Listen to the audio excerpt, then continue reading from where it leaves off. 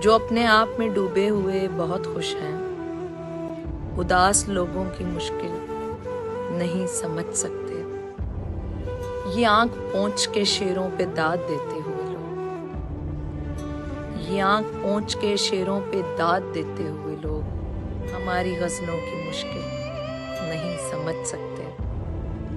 कि मुझसे पहले मेरे दुख में मेरी माँ रोई, कि मुझसे पहले मेरे दुख में मेरी माँ रोई। ये लोग माँओं की मुश्किल नहीं समझ सकते।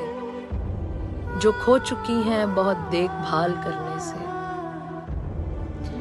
जो खो चुकी हैं बहुत देखभाल करने से, तुम ऐसी चीज़ों की मुश्किल नहीं समझ सकते। हमारा हंसना अजियत नहीं लगेगा उन्हें, हमारा हंसना अजियत नहीं लगेगा उन्हें। कफस परिंदों की मुश्किल नहीं समझ सकते।